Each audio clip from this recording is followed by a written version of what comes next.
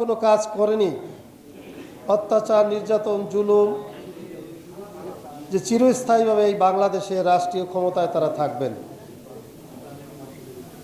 কিন্তু বাংলাদেশের মানুষ,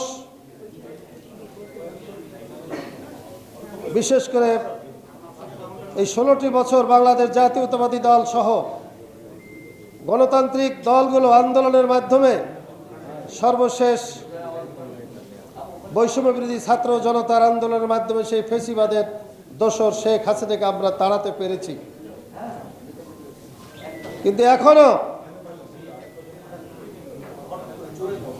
লজ্জা শরম বলতে তার কিছু নেই।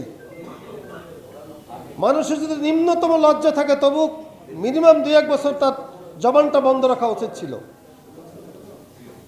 তিনি এখনো বলেন আমি কি অন্যায় করেছি, কি অন্যায় করেছি। তুমি নিজেকে নিজে যদি একটু চিন্তা করো তা কিন্তু বুঝতে পারবে শত শত ছাত্র জনতা মানুষকে তুমি হত্যা করেছো নিজে ক্ষমতায় টিকে থাকার জন্য। কিন্তু অত্যন্ত পরিতাপের বিষয় যে আন্দোলন সংগ্রামের মাধ্যমে সকলে একত্রিত হয়ে আমরা যে এই ফ্যাসিবাদের দোসরকে, এই কুখ্যাত হাসিনাকে আমরা তাড়িয়ে এলাম, কিন্তু এখন আমরা আবার কি দেখতেছি,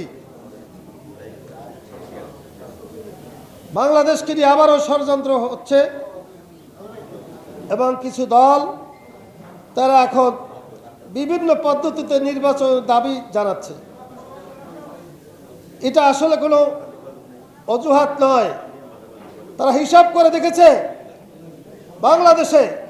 বাংলাদেশ জাতীয়তাবাদী দল বিএনপির যে গ্রহণযোগ্যতা রয়েছে, শহীদ রাষ্ট্রপতি জিয়াউর রহমানের পর থেকে বেগম খালেদা জিয়া রাষ্ট্রীয় ক্ষমতায় ছিলেন, এই দেশে গণতন্ত্র ছিল।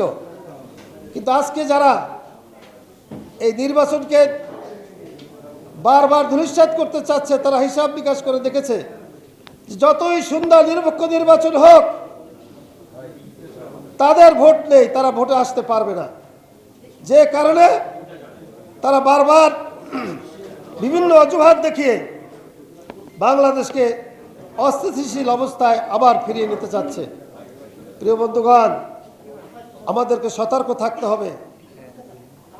আগস্টের 5 তারিখের যে বিজয় আমরা অর্জন করেছি তাকে ধরে রাখতে হলে এর ধারাবাহিকতায় আমাদেরকে ঐক্যবদ্ধভাবে সজাগ থাকতে হবে।